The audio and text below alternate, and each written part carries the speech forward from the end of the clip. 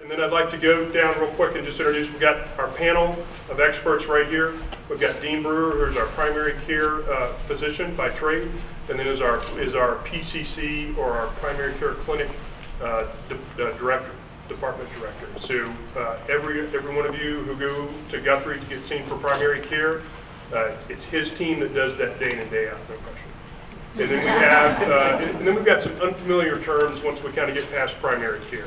All right, so if you don't spend, or you haven't spent time in healthcare, then we've got this thing called managed care, and then we've got this other thing called, that goes even beyond managed care, and it's not insurance, okay? It's not insurance. So don't you all think in Humana Military is insurance, because it's not that. Humana is the TRICARE contractor, and they're executing that TRICARE contract on behalf of the Department of Defense, okay? And more specifically, the Defense Outfit. So we've got Laura Swatsworth, who works in the managed care division, or the managed care department. She is the department director, and what that really means is when you get a referral or you have challenges, then she is the person to go and seek out. Okay. And then we have Mr. Corey Wells, who is our Humana representative locally, and then also joined with us the rest of his team, and Mr. Keith Cunningham, who was good enough to make it through before the weather started last night, didn't experience the cold weather down here with us. Okay. So without further ado, then what we'll do is I'll turn it over to Dr. Brewer here. He'll talk through the scenario and pass it on down, and then we'll have opportunity for questions and answers. Sir, good evening, everyone. So like Colonel Boline said, my name is Dr. Dean Brewer. I'm the Chief of Primary Care.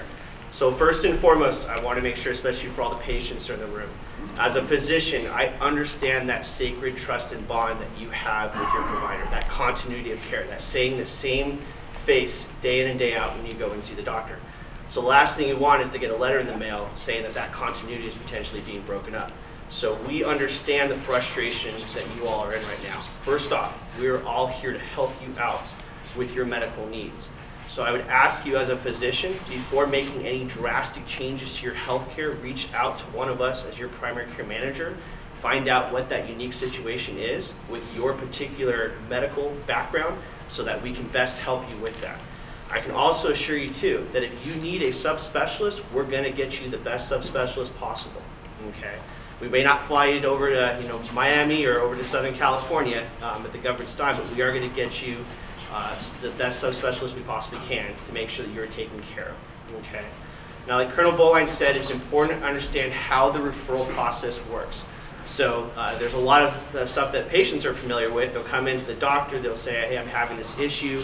The doctor will have a conversation, and then at that point, they will put in a consult if a specialist is needed. A lot of times what patients don't understand as a primary care provider, I'm trying to do everything I possibly can to help you out in that visit or here within this clinic, instead of having to send you to a specialist, sometimes having to drive long distances, wait at that office to get specialty care. We follow things called referral management guidelines. So these are guidelines that are clinical practice guidelines. They're evidence-based. And what it is in essence is that before I send a patient to a specialist, I want to make sure that I'm doing as much as I possibly can for that patient to, in essence, package them up correctly so that when they get to that specialist, it's not a waste of your time and it's not a waste of the specialist's time. So very common, if you're going to go see a neurosurgeon, for those that have ever seen a neurosurgeon, for example, we want to make sure that you've had an updated MRI, you've tried physical therapy, you've been to pain management. The last thing you want to do is get to that neurosurgeon after driving so long and nothing's been tried, and then that neurosurgeon say, well, there's nothing I can do, or you're going to have to come back 2 months from now after completing those things. After someone like myself puts a consult in the system, then it goes through our electronic medical record over to Laura's team, and I'm going to hand it off to Ms. Swatsworth to kind of get the second path. As Colonel Boline had said, my name is Laura Swatsworth, and I'm the Chief of Managed Care Division. A lot of times, it's kind of confusing here in the North Country because we do send a lot of our care out into the network, and it's a lot of behind-the-scenes work, and you guys, may or may not know what's occurring. So hopefully, I'll be able to answer some of those questions that you guys have. So once Dean or a member of his team has written the referral, we will receive it in the managed care department, and my staff will review it for accuracy and completeness to make sure that there's not any clerical errors or something that needs to be fixed prior to being sent to Humana.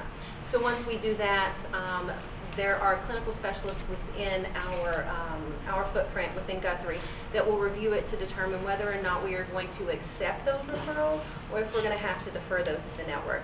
And there are a couple of reasons why we would defer to network rather than keep it in-house. Those are capability, capacity, a second opinion request, and if an individual or their family members are PCSing or ETSing out of the Army. So if any of those circumstances occur, you can pretty much expect to receive a referral to the network. Once we have, that decision has been made by us and the internal clinic chiefs, it is going to be pushed over to Humana so that they can determine where that care is going to be sent.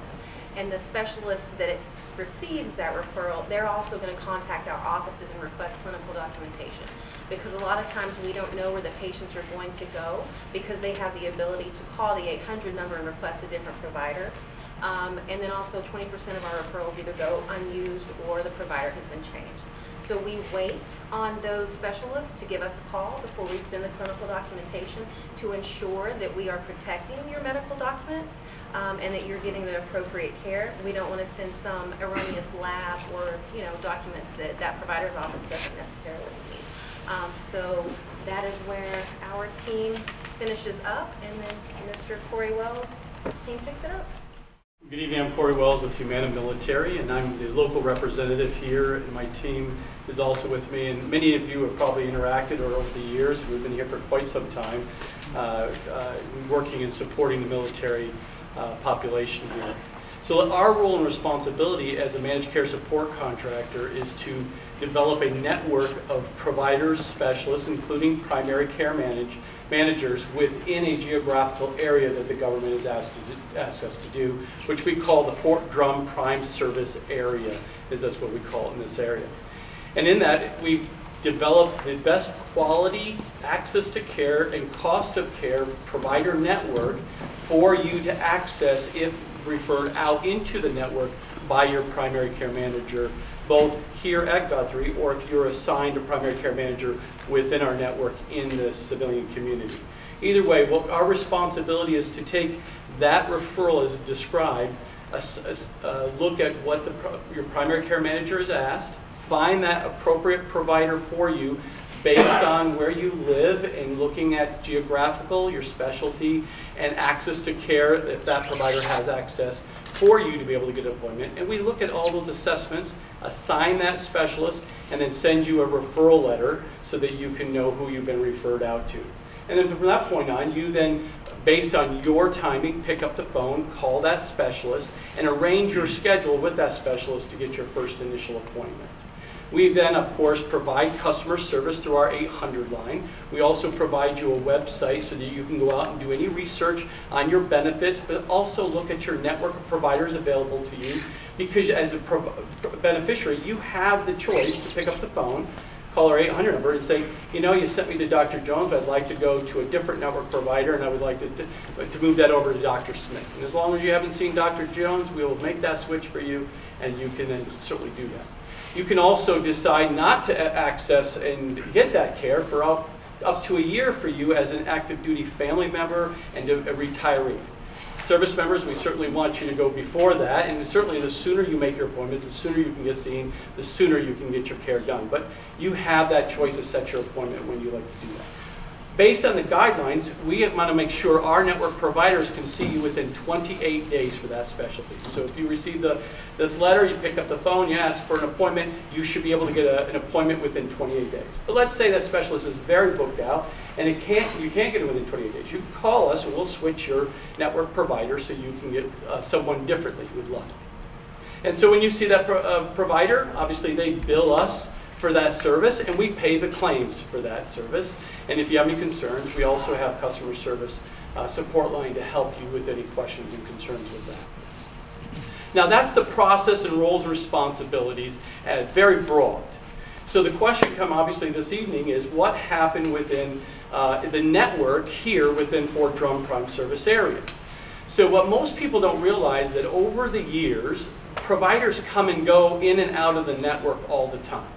So there's a provider who is been providing services here and decides, I'm retiring, I've been doing medical for a long time. They notify us and say, we're no longer going to be taking any more TRICARE or any services, I'm retiring and closing down my practice. Those things happen. Sometimes a provider has a reason why they want to move and they're going to a different state or a different location. And again, they'll notify us and say we're no longer practicing at that location and we've moved on. So over the years, beneficiaries have had to move from one provider they may be accustomed to or familiar with and have to move over to a new provider. And it may take some time because if someone leaves unexpectedly, which we've had, where someone may have gotten sick or some reason they can no longer practice, for a practice or for a group to be able to get another provider in to replace them sometimes takes a long time to do that. So there's many reasons why you would move from one provider to another. That has not changed. It's always been the way in the healthcare industry. What's different in this case is that we've had a very strong partner, Samaritan, and I use this word Samaritan in purpose because it's a very broad term. So when someone says Samaritan, you immediately think of Samaritan Medical Center as a whole. But the organization, in the way they organize their professional providers, are set up in two different categories. There is a contract that we have for Samaritan Medical Center, which is all the inpatient and urgent cares and emergency rooms and primary care and many, many physicians that fall under that umbrella. There's another component that most people are not familiar with because you just think of Samaritan, and it's called Samaritan Medical Practice, which has a different group of providers. And in your pamphlet, you'll see about 10 specialties. And of course, those specialties have certain providers that were part of that. And in our negotiations and working out a contract with them, we couldn't come to an agreement with that contract. So as of 1/1 of 2019, those few providers and those specialties impacted were no longer going to be in our network. Now what that means is, like if any other provider leaves or moves out of the area or for whatever reason, we have to then move that care over to a different provider so that you can continue to get care in that specialty. Now in this case, what we've done is in agreement with Samaritan, is that if you're already seeing that provider in that particular specialty and you already have approval and been getting care, we want you to continue to see them. We don't want you to stop seeing them. Continue to see them all the way through to the end of your episode of care when you're all done and the doctor says, thank you, you're done, you're good, you're healed, hopefully everything's well, and you don't need to come back to see us, then you're end of your care. If for some reason you need continuity of care or you need to go back and see them, we're going to work with your primary care doctor to make a determination if they need to go back to that same provider. But let me re-emphasize a key point. Let's say you went through a whole 6 months of care with a particular provider in ENT, let's say. And at the end, you're done, you look good, you feel good, everything's great, you feel healthy, and all of a sudden, 6 months or a year later, you want to go back for a checkup for ENT. Well, there's no guarantee that provider is going to be in that clinic because they may have moved or retired or moved on. So we're going to have to find you another provider anyway because that provider you saw is no longer there. There's a potential on that.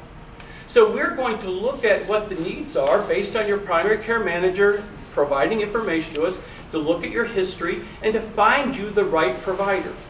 Now, one of the questions that come up is that everyone's it seems to assume that you automatically will go to Syracuse for your care if we're not able to get it here. Keep in mind, we've had a network in place for years. And what's happened is people have chosen to go to Syracuse or other surrounding areas based on what their desire is. Some people may want to go to Syracuse. So they have that choice. But also keep in mind that we have a network in place other than just in the physical location of Watertown.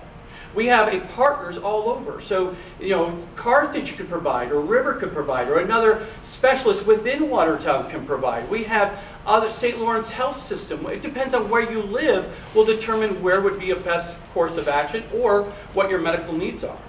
So understand that there is a network of providers, and those network providers are there, and we've confirmed over the last week or two, and will continue, to look and reach out to our network providers and say, do you have additional capacity, additional capabilities, and here's what the needs are. Are you able to fit those? Because that's what our job is as a managed care support contractor, is to make sure there's a network in place so you have quality of care, access to care, at the right cost that the government is asking for.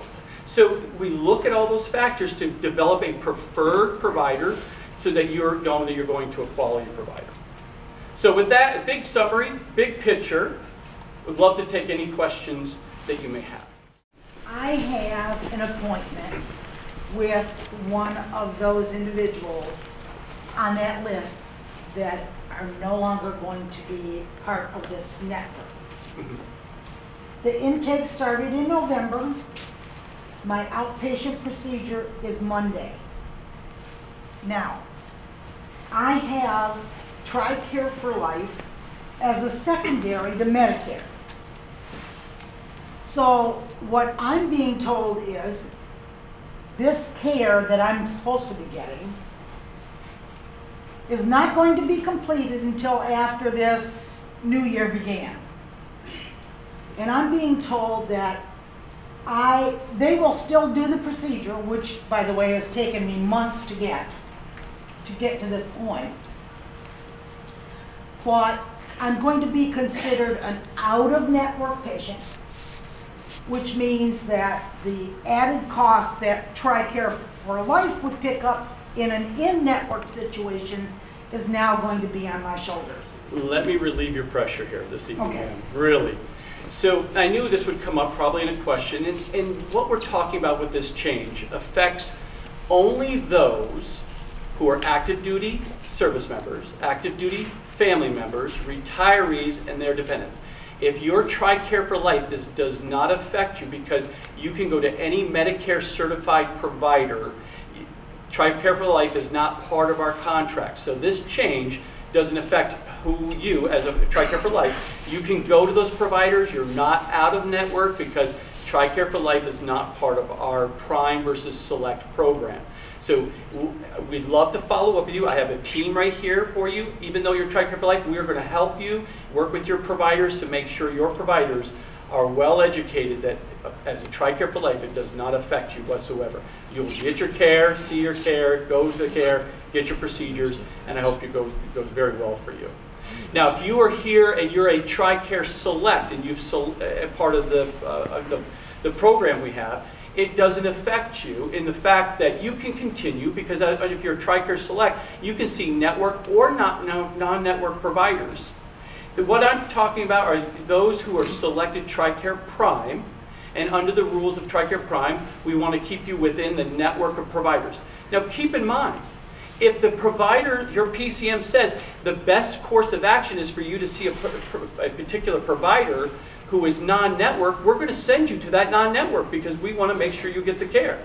So it's not like you're not going to be able to do that. We see today, like for instance, they're no longer, those few providers in Samaritan Medical Practice are not in the network, but they continue to provide care all the way through. And if they need to go back and see them because there's something specific that you need to see that provider, and they're still available in that practice, we're going to give you a non-network referral for you to go and see that provider. Yes, sir. And it won't change our costs if we're TRICARE Select. If the provider is now out of network for TRICARE Select. Correct. You could have it affect you in that respect, yes, for your copay. We pay a bigger copay. Yes, sir. Yes, ma'am. So the radiation oncologist, the only one that we have in town, anywhere we have to drive to services, correct? Radiation oncologist, that's the only one that we have within 65. Correct, and that's probably one of the key areas that we're still working with Samaritan on, because when we talk to the clinic, we're getting clarification in regards to, we're hearing two things. There's a potential where even that provider potentially could be under the Samaritan contract and under the practice, only because the practice is telling us when we communicate that all of that is falling under the medical center. And so those are one of the areas we're working with to see what we can do to make sure the clarity of that. And if you are a current patient or haven't been a patient or or hopefully everything's healed and everything's fine, you don't have to go back. But even if you had to, we're going to send them to that provider because you have continuity of care and there's consistent care, so we want that beneficiary to go back. Not just Oh, sure. the future people who need care, who need a new referral in the new year. So it's not just about me. Absolutely. And having to go see that provider. It's a concern to have to drive to Syracuse for radiation daily. For 30 Absolutely. days. And I can Very assure you right now is that we're working with our partners who are in our network today, and any gaps, that one being one of them, and along with plastic surgery, we hope in the very near future we'll be present in the local area for someone to see. So we are filling that gap in with our network of providers so that they will be local, and we have found some that are willing to do that. So we understand your concern, but if you've already received care at those providers, we're going to have you continue that care. If you've never seen those providers before, we're hoping here in the very near future we will be able to fill that in. If it's temporary going to Syracuse, eventually they will have be more local. So the surgery department, they informed me that after my authorization is done, that they will no longer see us. So I called them, and I know that's not what you guys are saying, and that's not what Margaret is saying, and you speak to her. Yes. So it's conflicting. So they're saying, even though you refer us, they won't. And so that's why I think I made a mention. If I haven't, I apologize. We're calling every single clinic. We talked to each of the clinics that was affected under Samaritan. We called each of those clinics before January 1st, and we called them afterwards to reassure them everything that we agreed upon, that they'll continue to see patients. And if need to, for continuity of care, we'll continue to refer back to, even as a non-network provider, and we've continued that. And as we get feedback through different mechanisms, we've had some, and I've committed to the commander, we would work with each question that comes across. We had one today that was affecting a primary care clinic and somewhere else in Clayton, and we're researching that because it doesn't affect that primary care, it doesn't affect them, but people hear Samaritan immediately think the entire Samaritan system has dropped out, which is just not accurate. Well, I just spoke to them yesterday, and they're saying that after April. Yeah. And we'll follow up. There's an authorization, they will no longer see me.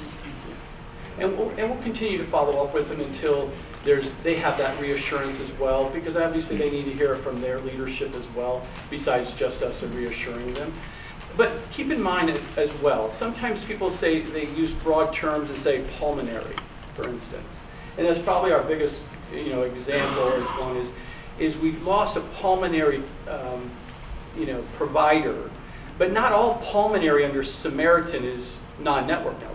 There's still pulmonary function, other things that you can do under Samaritan. So that's why the providers refer it to us. We look at our network providers, and if there's any questions or concerns, we go back to the primary care manager to let them know if there's any change in what would you like us to do, and then we refer appropriately based on that direction. So we want to reassure everyone. Yes, this temporary change, or this change has taken place here at short notice. We want to continue to let you know there is a network of providers in our network to be able to take care of the care for all your needs. There's a couple areas that are very unique, and yes, that's why we're very flexible to make sure anyone who has existing or has connected to them continue to receive care from that provider, as long as that provider is still in the network and still in the area. So if somebody needs to be referred to radiation oncology, will you refer them to them as an out-of-network? Yes, if that is appropriate and that is the right thing to do, we will look at that, absolutely. Keith, would you want to make a mention? I was just going to actually reiterate what you just said, is that medical necessity outweighs network or non-network. It's based on the medical necessity of that patient and their PCM who's ordering the procedure or care that's needed. So if the radiation oncologist here locally is medically necessary, then that referral will be processed in or out. Does that help? Yes, sir. Question about primary care. Watertown internist is no longer in this. They're a very big practice. My family has a 50-year history with them. Are you ready to take all of those patients on? with a reasonable weight. I was active duty here and know what you can experience. Yeah, no, it's a very tough question. I don't want No, to no, steal please. Corey's thunder, No. but from what I understand, it's 100 or how many No, there's patients? 43 that 43 we patients. removed. So there are 43 patients, from what I understand, we're getting their primary care managed off post. We do have a lot of, I do have an internal medicine doctor, I do have a lot of family medicine physicians, and we will do everything we can to try to absorb and take on those additional 43 patients as patients within primary care, and look at that patient from a unique perspective. Depending on how complex that patient may need, there may be some subspecialty care we may have to send out a consult for. But yeah, we're ready to take on those 43 patients if needed. I guess I have to preface this. I'm talking TRICARE Select again, because my wife is much younger than me, fortunately. And so she's TRICARE Select, I'm TRICARE for life. I understand now I don't have to any You can worries. stay right there with Watertown internists. My wife has been with them for years. Her mother, her grandmother, she does have a complicated history. It takes, they recently, one of their chief doctors left a few years ago. It took her a while, but now. So what we'll do, you should be able to stay right where you're at. What we'll do afterwards is one of my staff is going to work with you. We'll follow up with you, make sure you understand your benefits, talk with you and your wife, and make sure everything's worked out to make sure Watertown Internist understands your situation, that you're TRICARE for life. And I've talked with mine is okay. And your wife, and we can make sure that it's all stable so you're not having to be concerned. Okay. So our patients are predominantly TRICARE Prime. So to get a PCM at Guthrie, you have to be TRICARE Prime. We do in certain situations. Okay, We'll so see. you're only trying We are TRICARE That's Prime, correct. yeah, at Guthrie. Quick question with respect to that. I actually have outside insurance and I use TRICARE Prime as a secondary because my husband's retired. Does that make any change to how TRICARE is going to after my primary? No, your primary pace, it starts first. That's the And key. then TRICARE just continues like it always has, no matter who I see. Let me take that off because I have to look and see. Keith, can you address that? That's correct. It should be a It's driven change. off the rules of the primary Yeah, benefit. but yeah, because I can't think of a scenario in my head right now where it would be different because it should. Yes, ma'am. I have a question for the woman in the front. She was talking about radiation. I just want to make sure I understood what you said. You're saying, I understand that she can go to her radiologist.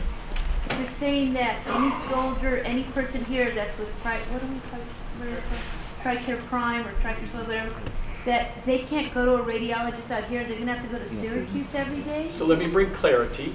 What she's referring to is a very specialized oncology cancer professional that looks and does studies for cancer. We know soldiers that have that, so I just want to Correct. know, do they have to go to Syracuse every day? No. So what happens is we will look at the provider's availability here. We can authorize even to non-network if that's medically necessary to do that.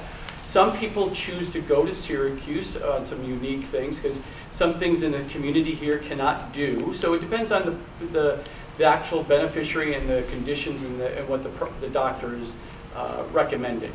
We have cases where no one, not even in Syracuse, can take certain cases. We have to send even further away because it's so specialized. I know that, but let's But just in be general, honest, for it's basic in- cancers, Correct. you have soldiers that you know, couple that have it.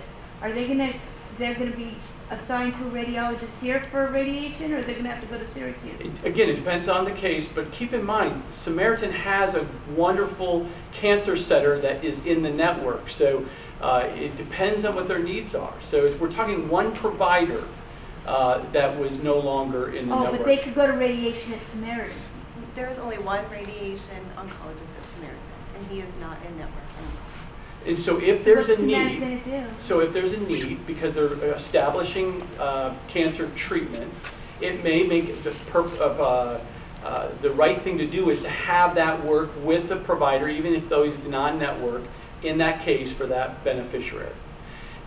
And again, we want to make sure you understand it's a case by case of what it is and what needs to be done. If it makes sense to have that particular provider be the one that is in part of a treatment plan, then we will work with the providers to make that happen. In some cases, in the next 30 to 60 days, we're hoping that we have other options here locally as well. So it's, again, as of today, there is only one specialist in that area, and even plastic surgery. Again, plastic surgeries are very rare. It's not many people have I don't care plastic about surgery. that, I just care about the soldiers. Exactly. Exactly. And we are too. We want to make sure they have timely access to care, and we're going to make sure that happens. Yes, ma'am. Again, I just want to clarify, if active duty family member currently has a referral that they are seeing a specialist who is now no longer in network, as long as that referral is valid, they will be allowed to continue to go to that. That's correct. And it will not, they will not have any additional payments. Correct. Is that correct? That's correct. Thank you. Can you tell us what that's actually affected is OBGYN, and that's one of my concerns. So what does that mean for the new OBGYN conditions? So we have OBGYN doctors both in Watertown. There's 2 practices that are in network in Watertown. One of them is Samaritan's. Remember, Samaritan has 2 different practices, so it didn't affect both. And then we have another practice there. We have one in Carthage. There's River. There's surrounding area. Depends on where they live. River have an OBGYN, but they don't deliver. They don't deliver, but they do have outpatient services So available. do the physicians who are not at Samaritan, do they have privileges at Samaritan so that they can I'm not on top of my head where they have privileges, but yes, anyone who's, in some cases they may be just GYN, right? Because we're talking about OB and GYN services. So in this case, be it Watertown, there's other practices in Watertown currently in our network that do have deliver babies and admitting privileges at Samaritan. Okay, so they will still continue to deliver at Samaritan. Correct. Correct, yeah. And again, if they're already in the practice and it's went on network and they're ready to have delivery, they're going to continue because they're an episode of care, so they'll complete that Just wanted process. to make sure that there was, you know. Yes, absolutely, Absolutely absolutely. one there, and it's just not like all the OBGYN is one over there. Correct. So I just want to reemphasize, all of Samaritan is not out of the network. Samaritan is a great partner with us providing health care in this area, along with the other. In this area, you have 5 facilities, is what we call in our network. So we have a team of diversity of services across the North Country to provide health care to the beneficiaries here. So we want to make sure you understand that part of it. Is there any chance that you could work out something with Samaritan in the future where some of those practices could come back in? Oh, there's always, absolutely. Oh, absolutely. Yes, ma'am. I pretty much know the answer to this, but I just want to make sure that everybody else understands too. So if you go to the emergency room at Samaritan, you need emergency surgery, an appendectomy. One of these surgeons is on call. They do surgery. You will have follow-up care with them. It will be paid through Humana. Everything will be taken care of. There are no worries. My understanding is that you do need to call to get a referral, whereas before you did not have to do that because it was just. So how Humana works, right from day one, regardless of what the status was, if a specialist saw someone under emergency conditions or inpatient, of course that falls within that inpatient emergency room. But for many times they'll say, hey, I saw you, right, an ENT for instance, came in and say, hey Corey, I'm a specialist coming in to evaluate you, and here's what the deal is, so we need to see you afterwards. What that doctor's, even today, if network or non-network, has to put into a referral in the system to us to say, hey, we're going to see Corey on an outpatient basis as well as a continuity of care from the emergency room that we saw them. And then that would be no problem. Just ease minds. Yeah, absolutely. You know, although Samaritan Medical is not involved in the situation, the doctors who have the ability to do surgery there are involved. Yes, absolutely. Because I was thinking in my head, you know, you hear that, and in your head you're thinking, oh my God, if you go to the ER, that's covered, but if you have to have some kind of surgery, they're going to have to ship you out somewhere where they can do it, you know, so it's covered, you know. I mean, that's just, you know, Sure. what goes through people's heads. Yeah. And keep in mind, as Laura said, there's people available to you. We have our 800 number, but we have people local that can assist you in helping you through any of these questions or special cases that come up. We're here and available for you. We want to make sure you feel comfortable knowing that you have a network of providers that have been providing care here for years and years and continue to do that. Any other questions?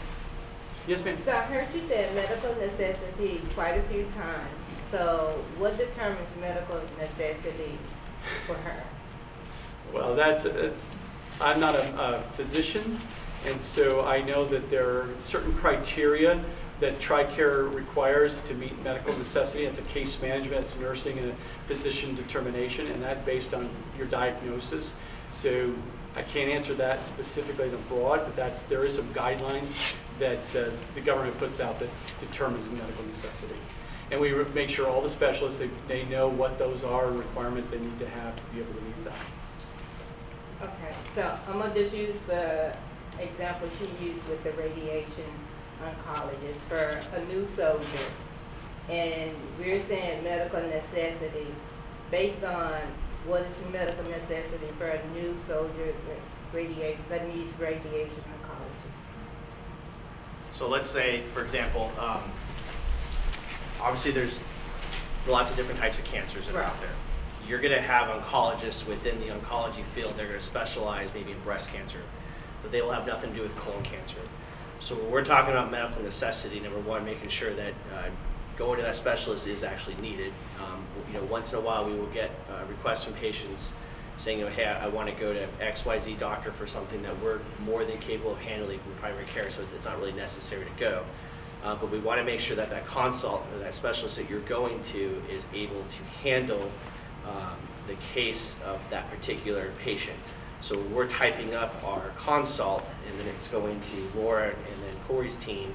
We're putting on all the specifics of your individual case so that they can try to match up the best specialist for that. So that's kind of what medical necessity encapsulates to a certain extent. Does that help clear the air or answer the question? Sure. That's good. Any other questions? Got one last one as a taxpayer. Yeah. The specialists had been under contract prior to Humana coming in. Humana's negotiating and not happy with what they were being billed. As a taxpayer, should they negotiate a lower rate? Does that money go back to the government? Does it result in a lower bill for TRICARE? Where does that savings end up? Well, what I can say is that the government hired us to provide the best quality access to care and at cost of care. And so our goal in what the government asks us to do is to provide that kind of a network. And so it's nothing new across the country of all the Health Net or Humana to work with providers to find and measure all three aspects of that provider. So yes, we're tasked to get the best cost for the government. So the new rate would be what the government is charged. I can't go into specifics on contracting, those kinds of things in this environment, but just know that the government tasks us, that's what they ask us to do, is develop a network. And those are three elements that we look at in regards to developing a provider network. I'll talk to my representative about some things that... Yes, ma'am. Yes, sir. I was just wondering, are there any other medical facilities, I don't know the right word, but that are no longer part of Humana? Because we're obviously up here in the North Country, so we're thinking one version of Samaritan. Is this going on across the country, or is it really just here in the North Country? So keep in mind, all these providers coming in and out of networks always happen. They're always constantly happening. That I know, but I'm talking about a hospital. Yeah, oh yes, absolutely. It happens more times than you imagine across the country of hospitals coming in and out, or they were in and they were bought out, and now they're no longer in because they were bought out by a bigger entity, and then you have to work with that bigger entity to see if we can get them back in. And so those kinds of so if you dynamics. look at like Fort Campbell or Fort Bragg or Fort Riley, Kansas, are there any hospitals there that are no longer part of Humana? I couldn't speak to those specifics speak to today. that. All I can tell you within the element here, there were three primary people or groups that were affected. A podiatrist, who she's retiring, so she chose, and then Watertown internist, which is in the heart of Watertown, and a small portion of Samaritan Medical Practice, not medical center. And so those are the three entities. Everyone else who's been in the network is in the network, continues to be in the network, and continues to provide care. So, any other questions before I turn it over to Colonel Bull? I just got one real good. I'm on Humana. I just started really actually online. I really want to talk to somebody about this thing online because I really have a problem. I've been having a problem with paying. I've been paying my premium or whatever, and I was ahead, but now I'm behind or whatever. I've sent in the form, and I had 2 or 3 different forms that I filled out, and one was in Georgia, and the other one was in Tennessee, whatever. I don't know, but I finally got it online. Okay, I got the deal online. I got the information, and because I send it online for them to take it out of my bank account. So no problem. My representatives over here, my team, is going to talk with you personally. Okay, sit down, and we are going to help you so we can relieve those questions for you and concerns. I'm sorry, just one more and I'll shut up. That's okay. How many rights do we have to make so, radiation oncology, so he's kind of like, I don't want to say a lone ranger, but you know, so that's one area that we have one of, and if they're not paying, there's nobody else. Is there anybody else on this list who is like that? Like we don't have that service other than this? So keep in mind, we have that service in our network. The question is, do we have that service here in Watertown? No. Do we have it in our network? Yes. The other example would be is plastic surgery. There was one in Watertown, no longer in the network, but we have plastic surgeon in our network. So yes, we do have all the specialties for people to see. But when we're looking at just geographically, it's not just Watertown is your service area. You have Carthage and River and other locations. So what miles? It's 1 hour drive time is the government requirement. Okay. Yeah. And so plastics is really the only other one? No, we have, again, we have plastic in our network. So radiation oncology is the only one? That if you look at Watertown only, those are the 2 specialties that we no longer have in Watertown. But do we have it in our network? Yes. But all specialties are in our network, just not specifically in Watertown. So just a reminder, the North Country, that the strength of our healthcare model here is the strength of not one hospital, but the 4 that we work with on a day-in and day-out basis. And that's the luxury that we have that our Fort Riley or Fort Stewart or some of the others don't have, is we've got not 1, but 4. And so I just want everybody to remember that as we're going through this. The other thing is, we went through a pretty significant change last year about this time, and that was the transition in our TRICARE contractor. And we talked about that for months and months, and we talked about what a big deal it was going to be. And then guess what? I still got bills for different visits that I had to go back to my managed care team and Humana to get resolved.